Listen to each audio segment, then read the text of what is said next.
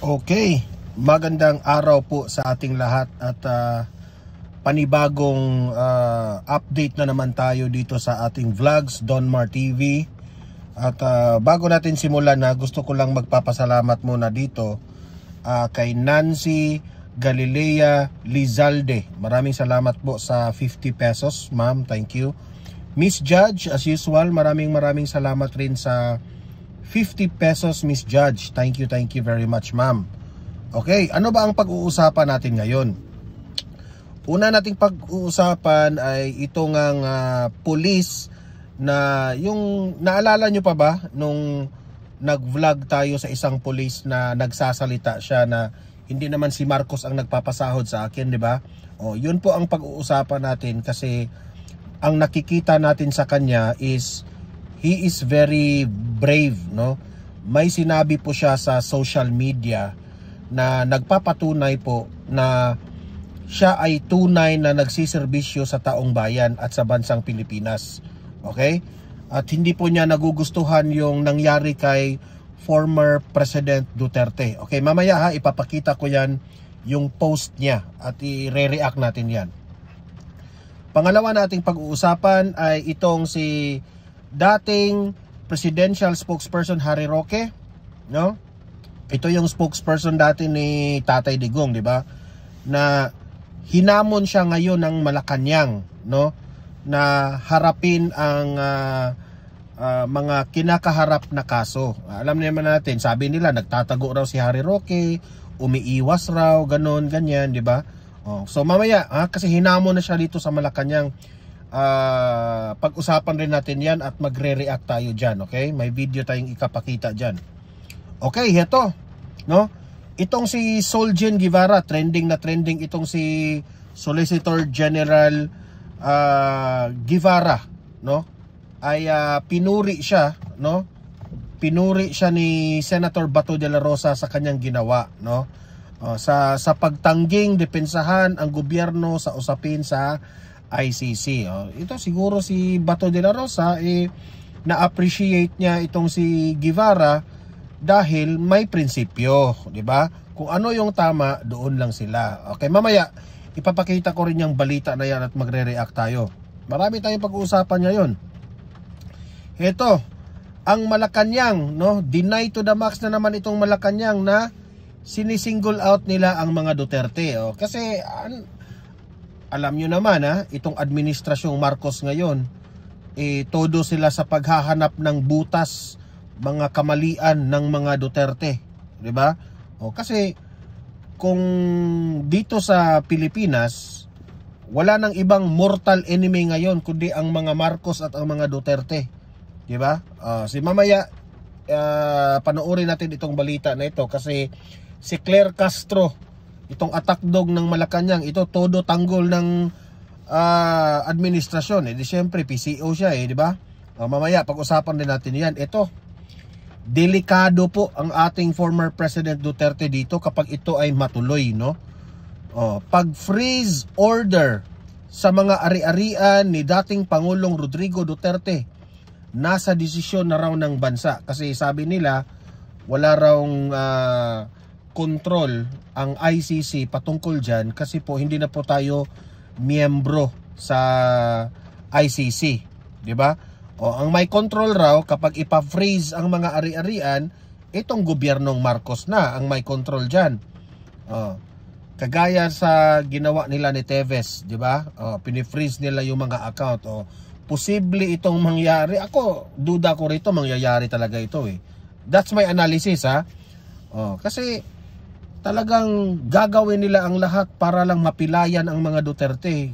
Yan ang posibleng mangyari dyan. Okay, mamaya pag-usapan rin natin yan. Delikado talaga ang mga Duterte dito. Pero ako naman ay I'm very confident, no, na tutulungan po si Tatay Digong ng mga taong bayan. Taong bayan na po ang dito magagalit, di ba? Ito pa, yung last but not the least natin pag-uusapan, itong si Solicitor itong si Soljen Guevara. Ito na, nagkakagulo na sila Nagpanik na itong gobyernong Marcos. nadismaya sila dito na hindi raw ipinaalam sa DOJ, no? Hindi raw nagpaalam itong si Soljen Guevara sa DOJ sa desisyon na umatras sa habeas corpus case. Kasi nag-file ng petisyon sila Kitty Duterte, Paulo Duterte at itong si di ba? So, dismayado sila dito kay Guevara. Sabi pa nga ni Claire Castro, di ba?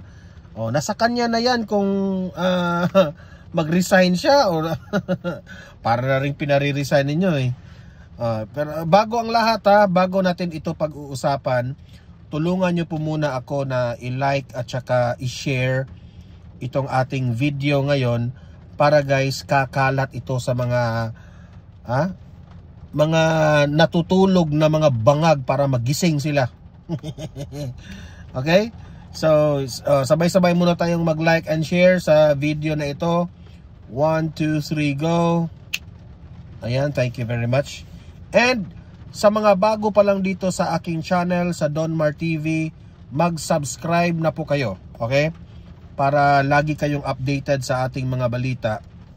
And at the same time, yung mga cellphones ninyo, ma-notify yan kung meron tayong mga breaking news.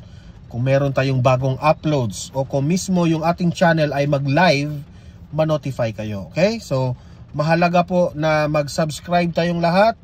1, 2, 3, go! Ayan, nakasubscribe na ba lahat? Okay, simulan natin itong unang balita natin. Itong police nga, no? Ito yung police na matapang di ba? Nagsasalita talaga. Ayan, yan. I think ito yung niya, account siguro niya, Fonts STV Vlogs, no? Try nyo lang try nyo lang na hanapin nyo kung sa kanya ba tayo talagang vlogs na ito. Ayan. Sabi niya dito sa kanyang post, this is me, my name and my badge. Ayan. Ayan nagpicture talaga siya, di ba? Hindi siya takot. Ipinakita niya sa gobyernong Marcos na freedom of expression, may karapatan po ako sa sarili kong prinsipyo. Saludo sa inyo, sir. This is me, my name and my badge number. Unique kasi yung badge number na yan, di ba? So, hindi yan trolls, hindi yan peke, kundi siya kasi pinalabas na naman ni Torre, di ba? Na ay peke yung mga pulis na nagre-resign, di ba? Siguro yung iba peke, pero ito talagang totoo ito. Okay? Sabi niya dito, I am not hiding my identity. Kung hindi po niya hinahide ang kanyang identity, meaning gusto niyang malaman ang administrasyong Marcos na hindi po siya takot. I am not hiding my identity to prove my sincerity to what I stand with. Meaning to say, kung ano ang kanyang paniniwala sa bansang Pilipinas, ang mali ay mali, ang tama ay tama. Sa tingin niya, yung pag-aresto kay Tatay Digong, maybe, sa the way I analyze this kanyang caption, kanyang sinabi dito, ay may mga depekto po sa mga pag-aresto kay Tatay Digong. Okay? Kasi sabi niya dito, gusto niyang i-prove na nagpakita siya dito sa kanyang picture na hindi po siya troll and sincere siya na I stand with my belief. Parang ganun ang kanyang sinabi dito. Sabi niya dito, I stand with what I think is lawful and right. Diba? Ang tanong ko dyan, yung nangyari kay former President Duterte, lawful ba yun? Diba? Ako, hangang-hanga ako dito sa police na ito Kasi, kung ano yung nakasaad sa batas, doon siya. Diba? What I think is lawful and right. So, meaning to say, sa karamihan sa ating taong bayan, yung nangyari po kay Tatay Digong was not lawful and right. Diba? Alam naman natin, ibinulgar yan ni Sas Rogando na hindi dumaan sa tamang procedure yung pag-aresto kay Tatay Digong. Itong police na ito, isa ito sa mga naniniwala na there is something wrong about that arrest, di ba? Sabi pa sa kanya, dito ko humahanga sa kanya kasi nagpakita siya ng bravery as a person, pero rumirespeto rin sa ating Panginoon. Ito bahala na si Lord sa akin. Laban lang tayo para sa nararapat at para sa tama. Ayan, saludo ako sa iyo, sir. Hindi siya takot kahit mapresidente ka pa. Basta sa tingin ko ay tama ako, gagawin ko ito. Sabi niya maraming salamat po sa lahat ng mga patuloy na nagtitiwala sa sumusuporta. Kasi ina-appreciate siya ngayon diba? Hindi naman siya nag-resign kagaya ng iba. Ang sa kanya lang, he will not follow orders. Ito, analysis ko ito. I think, ang mensahe niya dito is he will not follow orders sa mga politiko kung sa tingin niya ay mali-mali. Which is tama naman. You are there para to serve your country. Okay? To serve the taong bayan, Filipino people. Hindi para pag-utusan ng mga kanya-kanyang interest ng mga politicians. Kaya nga, saludo ako sa iyo, sir. Sabi pa niya dito I'm not a Filipino for nothing. Sabi yan ni FPRRD. Okay? Kinukote niya yan. I am not a Filipino for nothing.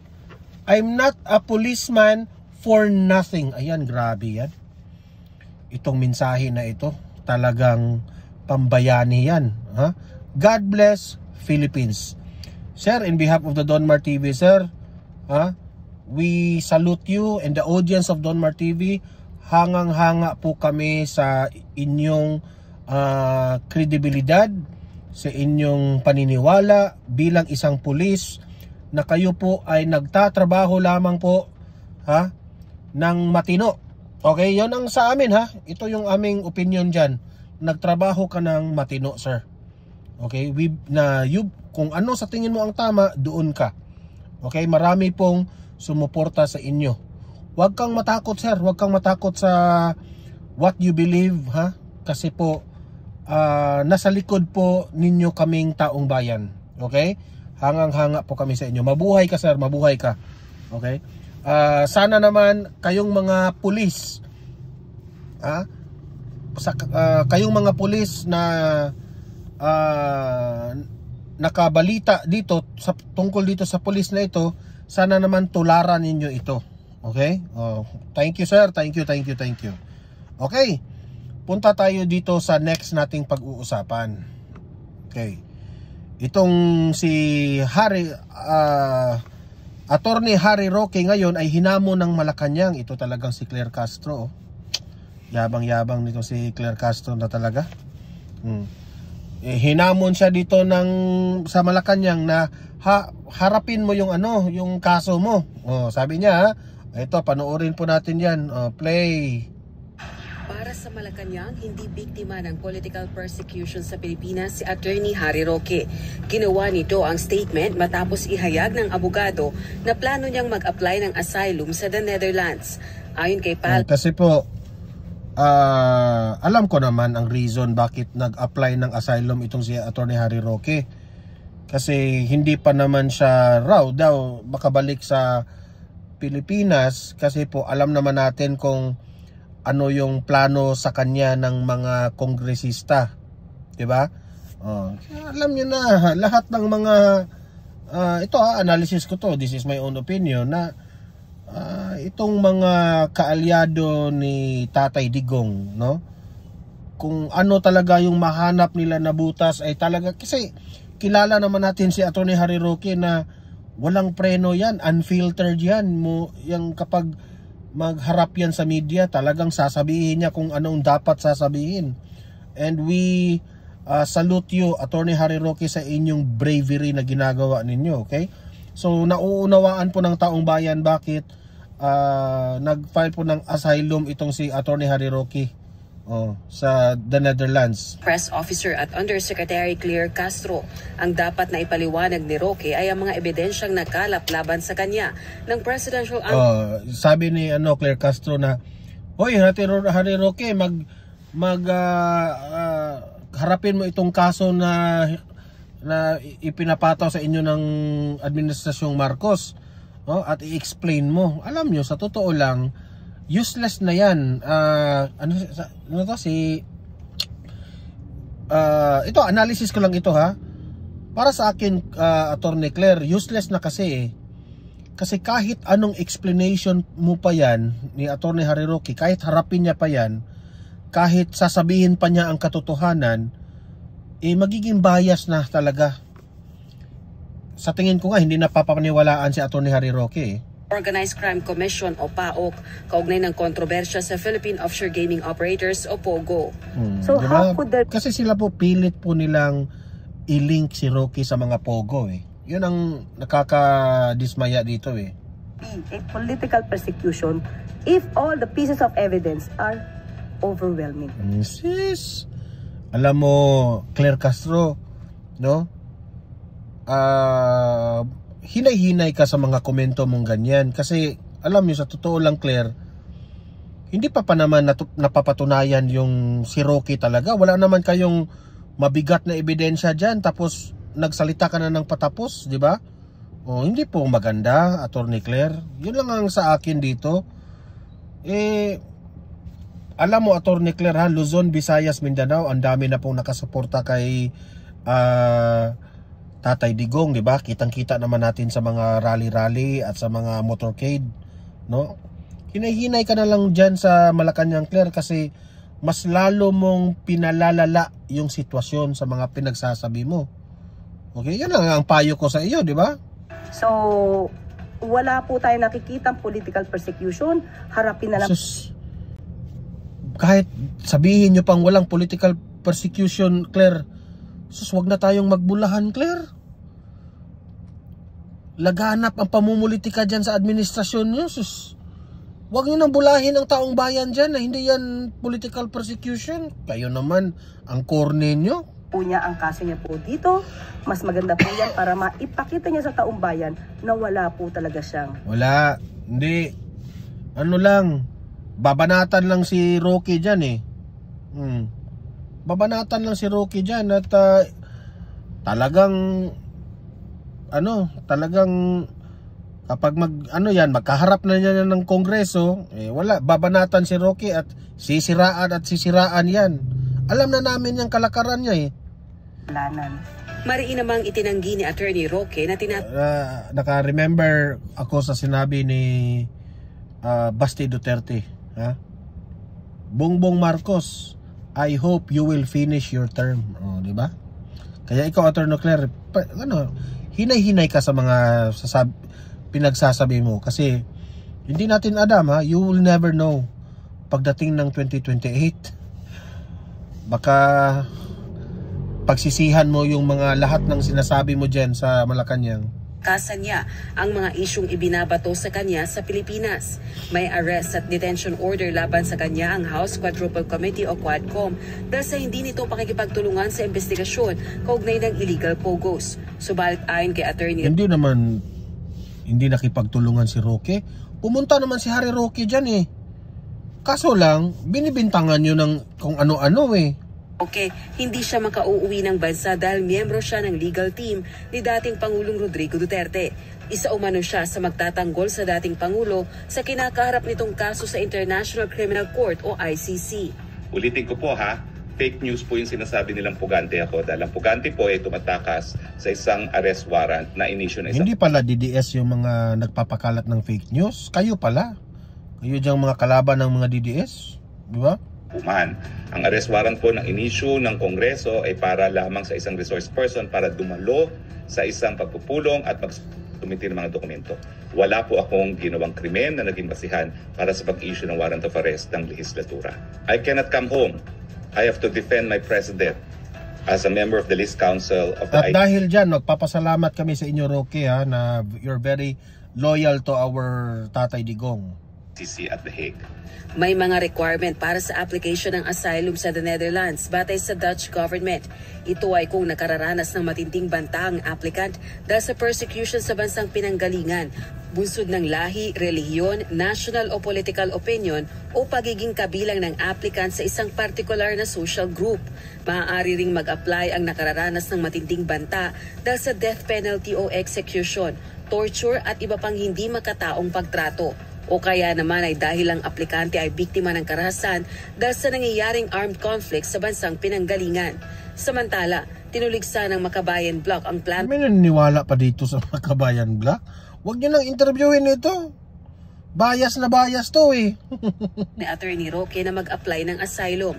Ayon kay House Deputy Minority Leader, ACT Teachers Party List Representative Franz Castro, hindi naman biktima ng political persecution si Roque. Mars, umuwi ka na rito at harapin mo yung yung mga tinatanong ng Quadcom dito at i-clear mo yung sarili. Ako, attorney, ito si Franz Castro. Ako, manahimik ka na, Franz Castro.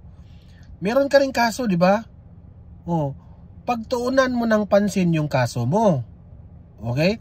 Studihan mo yung kaso mo kasi na-convicted ka na. Oh, studihan mo yung ano ka, di ba? Ano ka man, anong tawag doon? Nag-appeal ka man, di ba? Oh, study your kaso. Okay? Huwag kang makialam sa kaso ni Atty. Harry Roque. Ang kapal ng muka mo eh. Muna dito, bago ka mag-abuga-abogado kay dating president. Abogado talaga. Grabe talaga itong mga taong to. Duterte.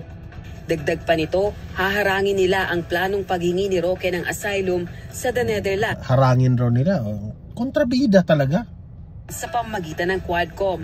Pangunahin natin yung pagharang through the Quadcom na harangan itong pagsisik ni Harry Roque ng asylum doon sa Netherlands. Kaya ang daming galit sa inyo dyan eh. Kasi doon sa mga batayan na dapat niya munang sagutin yung mga issues na nakapending sa Quadcom. Ito ay iproproseso ng Quadcom at dadaan ito rin sa channel, sa proper channel. Kasi alam naman natin, pwede itong maging government to government ang magiging channel nito. Git naman ni Senate President Francis Escudero, karapatan nitong mag-apply ng asylum, subalit nasa desisyon ng pamahalaan ng the Netherlands kung pagbibigyan ito o hindi. Rosa Licoz, UNTV News. So yan, wish you good luck to you, Atty. Harry Roque, sa pag-file mo ng asylum. We are praying for you, Atty. Continue supporting our beloved President Duterte. Ingat-ingat ka dyan, attorney ha.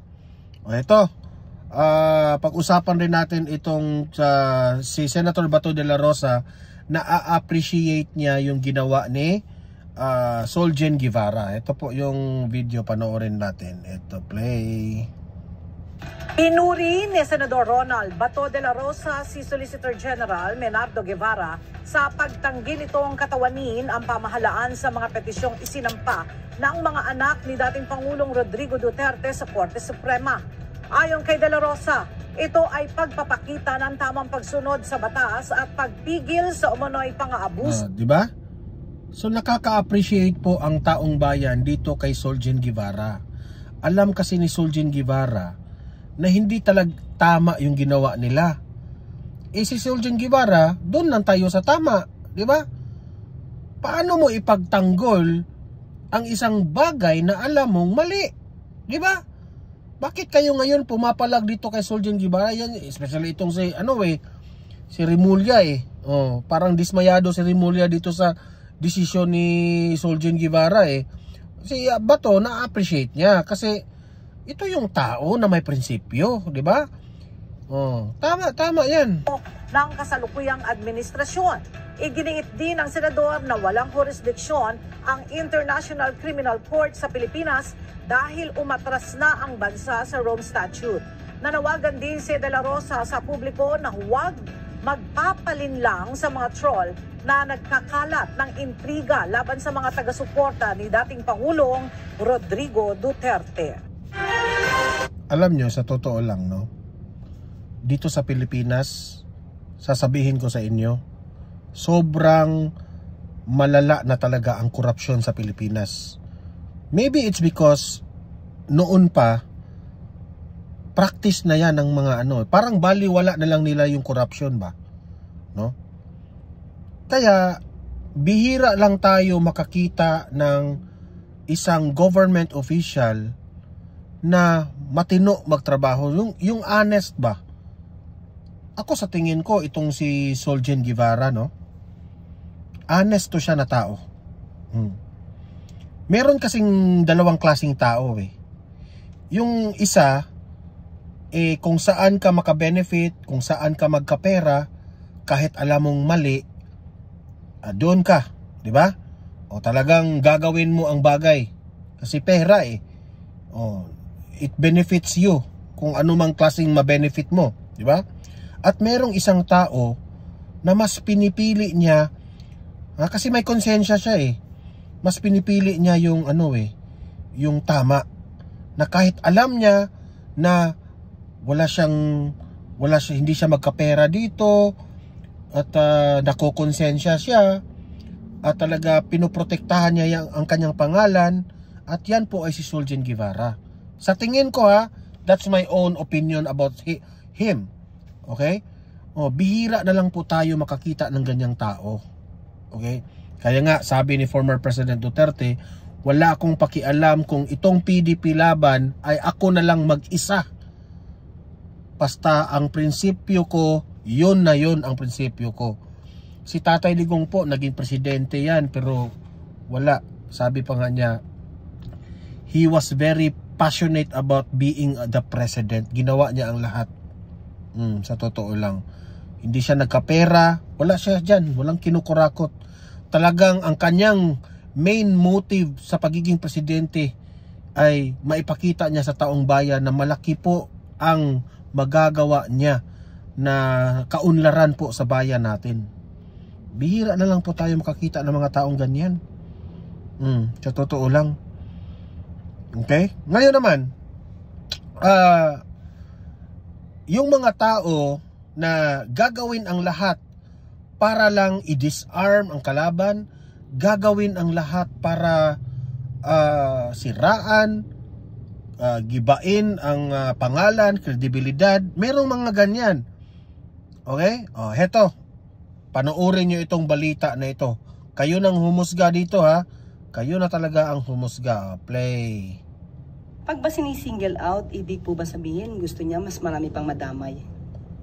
Tandaan po natin, sa warrant of arrest, ang dating Pangulong Duterte ay dinescribe bilang indirect co-perpetrator. Alam mo, bakit nasabi ng taong bayan na sinisingle out nyo ang mga Duterte? Bigyan kita ng example, Claire, Bakit si Vice President Inday Sara lamang ang iniimbestigahan ninyo, itong administrasyong Marcos, patungkol po sa confidential funds? Bakit hindi nyo imbestigahan si Bongbong Marcos rin para fair tayo?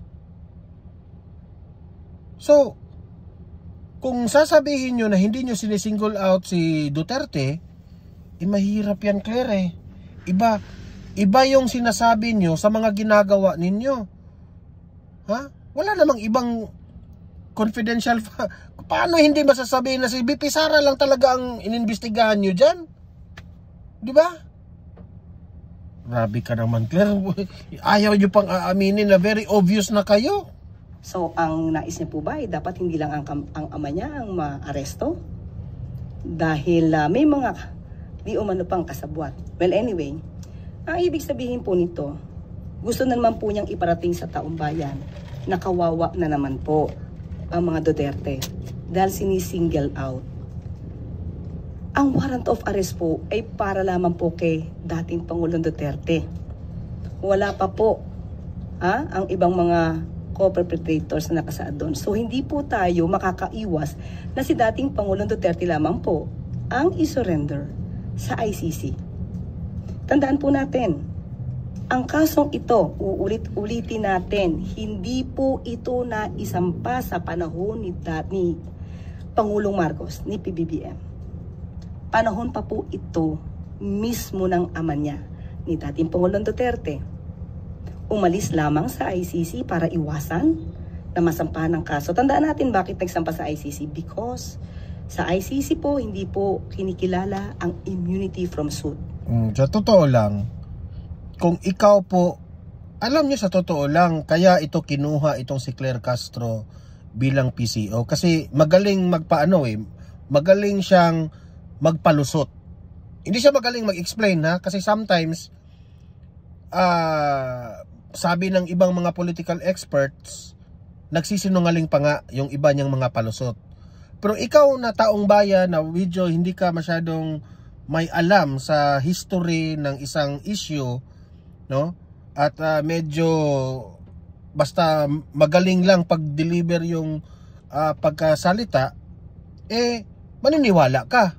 Pero ikaw na alam mo yung history, alam mo yung issue na ito, kung anong nangyari, talagang magagalit ka pakinggan si Atty. Claire. Ha? Yung palusot na naman niya dito, di ba? Kaya ito na isampa sa ICC. Ang palusot nila, ito lang kaso na ito, itong warrant na ito, o itong reklamo na ito, panahon pa raw ni Tatay Digong. Wala kaming paki-Claire kung panahon niya ni Tatay Digong. Tama, totoo ka dyan. Pero ang tanong, tumiwalag na tayo, hindi na tayo miyembro sa ICC. So wag mo nang pag-usapan yan. Ang pag-usapan natin, bakit kayo mismo obsessed and very desperate nadalhin sa ICC itong si Tatay Digong? Kasi walang ibang iisipin ang taong bayan kundi natakot ang administrasyong Marcos kasi alam nila kung si Duterte ang pupunta sa mga rally ng PDP, idudumugin talaga ng tao. At si Duterte po ay maraming supporters. Diyan kayo takot. Huwag na tayong magbulaan, Claire. Nangyari dito, yung mga kasong dito na tungkol sa crimes against humanity, kagagawan din po ng kanyang ama na ibinibintang sa kanila. And another po, Yusek, ang binanggit niya din na parang diversionary tactics lang daw po ng Marcos administration yung pagpapaaresto sa kanyang ama para daw makalimutan ng publiko yung issue sa PhilHealth and yung GAA 2020. Correct, tama yan. Diba? Pero hindi namin kakalimutan yan kasi pera yan ng taong bayan. 5. Ang PhilHealth po ay madali natin ma-explain. Bago nga po nangyari po ito ay madali raw nilang mai-explain. Ang galing mo talaga, Claire. po natin. Katulad ng pinangako ko sa inyo bago po nangyari itong pag-aresto at pag-surrender kay dating Pangulong Duterte, ikakausapin mismo natin ang taga PhilHealth. Meron na po kami. Hindi lamang po namin pinapalabas ngayon dahil nga po ang issue ngayon ay patungkol po dito sa ICC. At baka po hindi maintindihan ng tao. Galing rin sa bibig mo, hindi mo na natin tatalakayin ito. Kasi ang issue po, diversionary tactics. Di ba? Paikot-ikutin mo pa kami sa mga sinasabi mo. Pero at the end of the day, focus muna kami dyan kasi ito pa yung issue sa ICC. Nadadivert na yung tao kay Duterte. Ang grabe, Claire. Ang dami problema ng Pilipinas, Claire. Pero hindi na napagtuunan ng pansin dahil dito sa ginawa nyo kay Tatay Digong.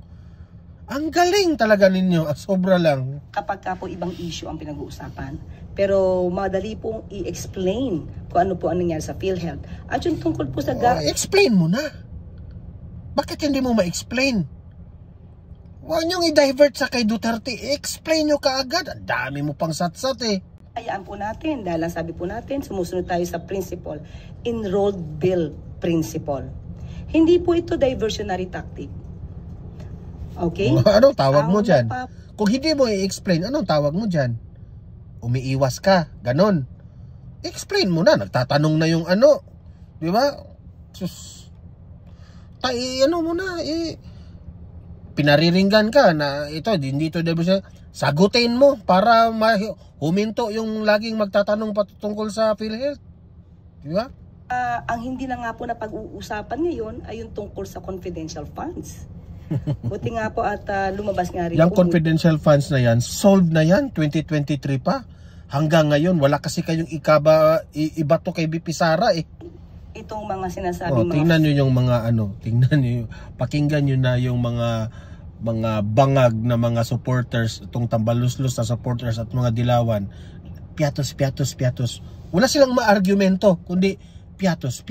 Nasaan na si piatos? Yan ang babaw ng mga argumento ninyo. Ay nako. Na receipts.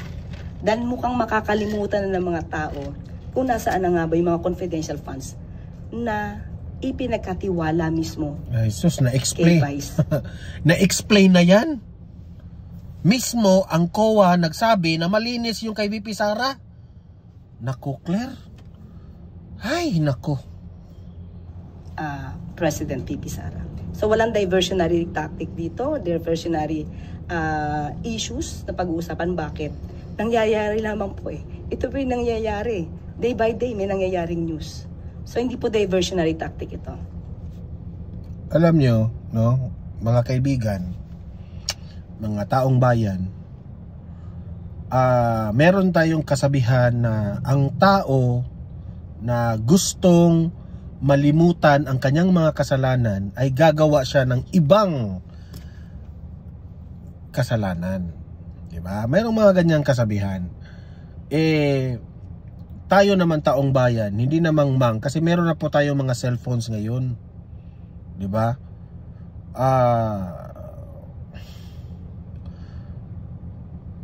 Kung sasabihin nila na hindi nila sinisingle out itong mga Duterte, nakukurnihan po kaming taong bayan.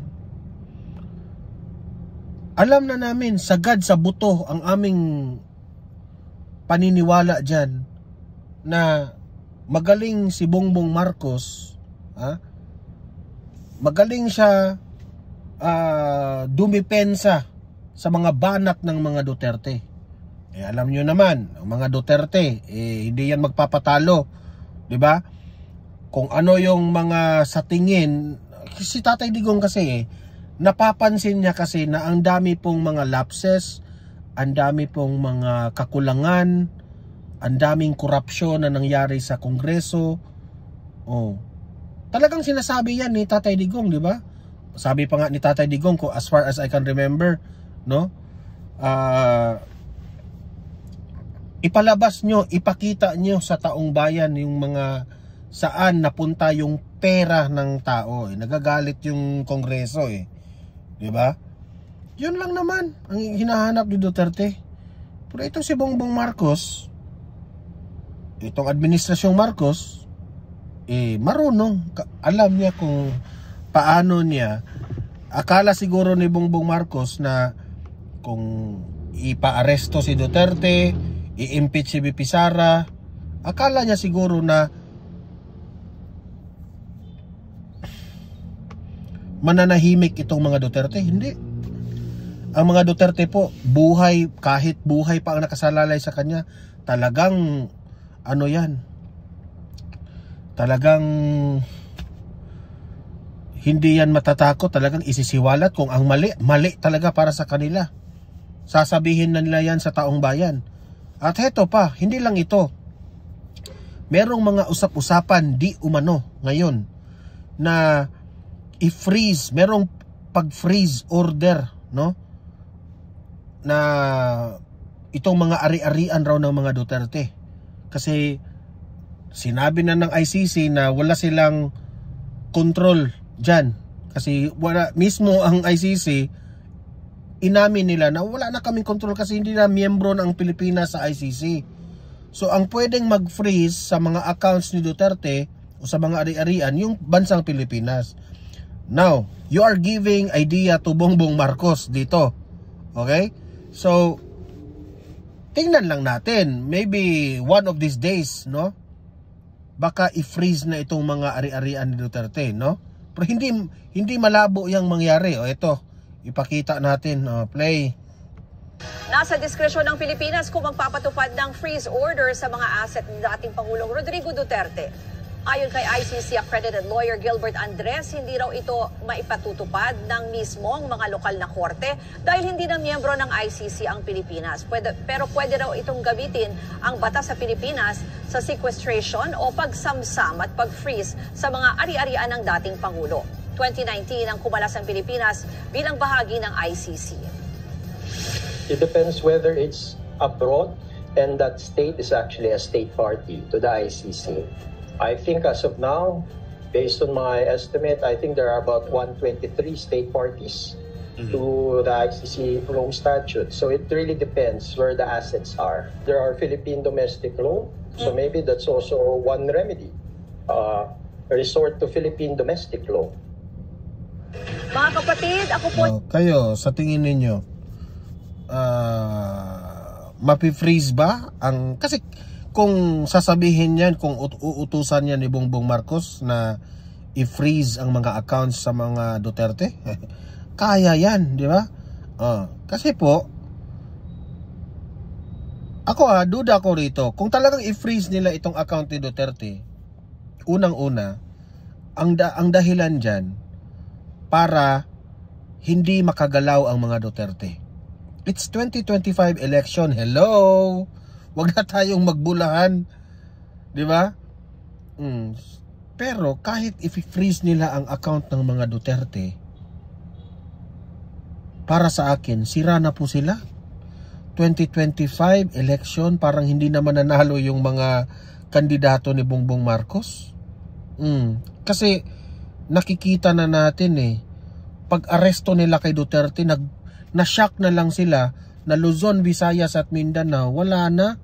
Lumabas na talaga lahat. Di ba? Tingnan nyo, this coming, I think Sunday, this coming Saturday and Sunday, marami na namang mga rally na lalabas dyan.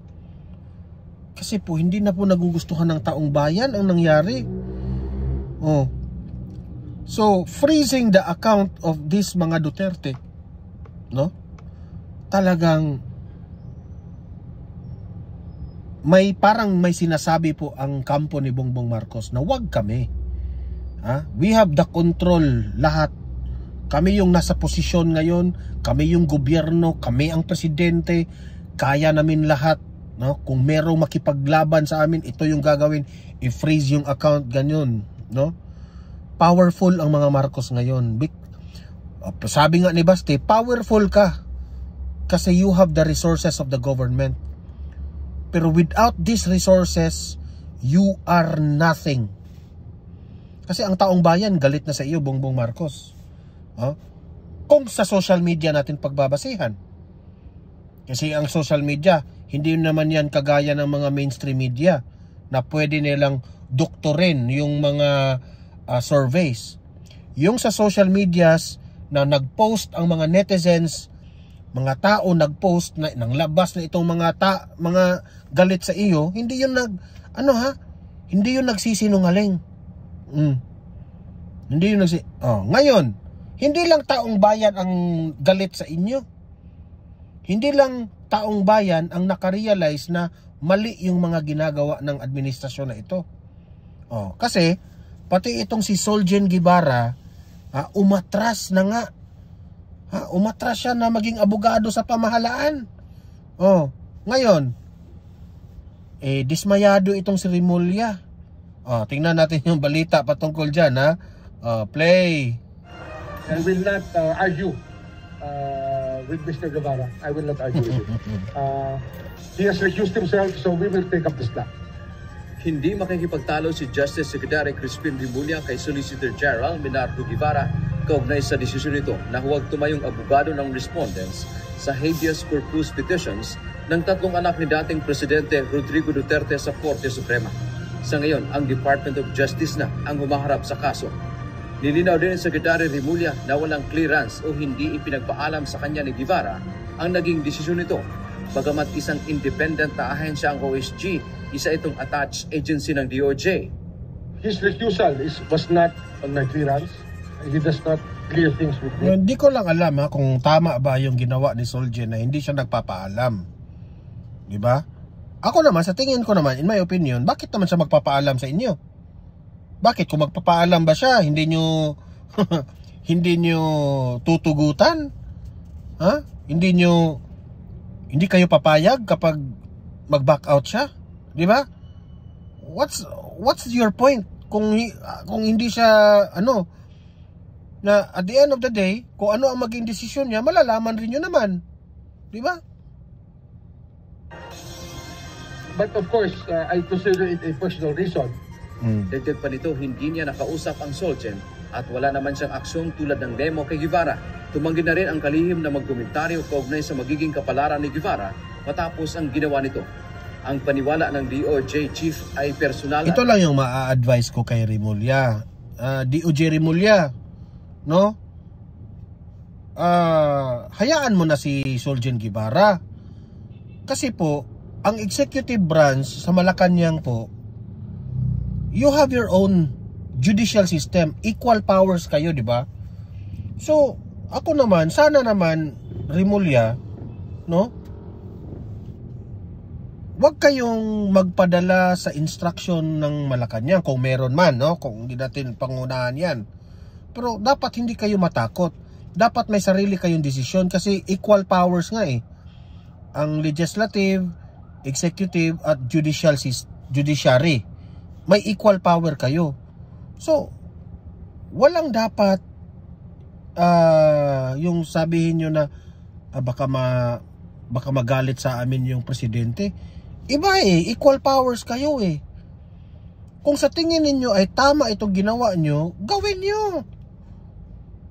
Sa tingin ko naman, Remulla eh, parang natatakot ka rin kay Bongbong Marcos eh. Hindi institutional ang dahilan ng pagtanggi ng Solgen ay representa ang pamahalaan sa kaso.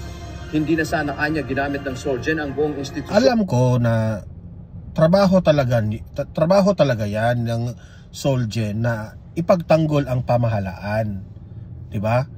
Alam ko yan na may sworn duty itong at may mandato itong si Solgen Guevara na talagang ipaglaban mo ang pamahalaan. Yes, wala tayong problema diyan. Pero paano niya ipagtanggol ang isang pamahalaan na sa tingin niya mali ang pamahalaan? Sa tingin niya, ang taong bayan na galit na dito sa pamahalaan sa maling pag-aresto ni Tatay Digong. 'Di ba? 'Yun ang aking yun ang aking argumento eh. Kaya siya umatras kasi alam niyang mali. Bakit ko itolerate ang mali?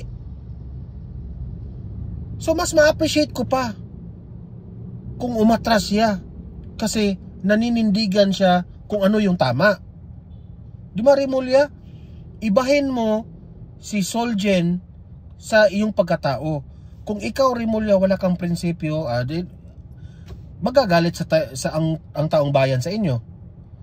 Ang taong bayan na-appreciate si Solgen Guevara. Di ba? Oh. Ang buhay, may dalawa lang yan. Tama o mali. Yun lang. Remulla. Sa kanyang desisyon dahil sayang ang resources ng gobyerno. Gayunman ayaw na nitong alamin pa kung ano ang malalim na dahilan. Sa totoo lang, wala kaming paki kung sayang ang resources ng gobyerno. Doon lang tayo sa tama. Di ba? Kung nasasayang yung resources ng pamahalaan, so be it. Basta ako, sa tama lang ako. Di ba? Sa likod dito. So I think that the resources of the government should not be wasted in a time like this. I think that they have to put their best legal minds to work. But alam niyo, sa totoo lang, Remulla, very weak yung argumento mong yan. Sa totoo lang. Will be more than sufficient to defend the position of the Republic in this matter. Sinisikap ng UNTV News na makuna ng reaksyon ang Solgen hinggil sa mga pahayag na ito ni Remulla, pero wala pang tugon ang opisyal. Sa naunang pahayag ni Guevara, sinabi nito na wala siyang conflict of interest at ang kanyang pagtanggi na ipagtanggol ang gobyerno ay hindi personal kundi dahil sa consistent na posisyon ng OSG. Correct. Na walang jurisdiction sa Pilipinas ang ICC. And we salute for you. We salute Solgen Guevara for doing the right thing. Isang pahayag pa ng Solgen, sinabi nito na ang posisyon ng Office of the Solicitor General ay mananatili kahit sino man. Di ba? So, ako, guys, no? Dalawa lang yan. Tama si Solgen Guevara o mali? Para sa akin, tama si Solgen Guevara. Doon lang siya sa tama. Bakit niya ipagtanggol ang pamahalaan kung alam niya ang pamahalaan ay mali? Di ba? Wala na tayong jurisdiction sa wala nang jurisdiction ang ICC sa Pilipinas, then so be it. Yun na yun. Okay? Oh, so wala, umatras siya. At very obvious po kung ano ang dahilan kung bakit siya umatras. Okay?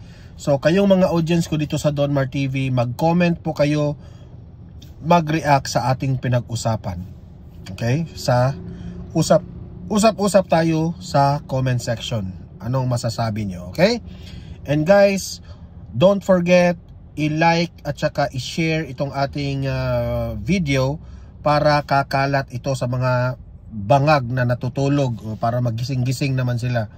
And at the same time guys, mag-subscribe kayo dito sa Don Mar TV sa mga bago pa lang dito sa aking channel, ha? Importanteng mag-subscribe. And meron tayong pangalawang channel, Don Mar TV Balitang Totoo. Okay? Hanapin nyo lang yan sa YouTube. Subscribe rin kayo doon kasi meron po tayong mga videos doon na mga ina-upload na hindi po natin ina-upload dito sa main channel. Okay? Maraming salamat sa mga nagpapakulay, sa mga moderators, sa mga audience na nanonood ngayon. Thank you very much. I love you all. See you in my next video. See you in my next live. Have a great day. Have a great night. God bless po sa ating lahat. Mabuhay ang Pilipinas and God save the Philippines. Bye-bye.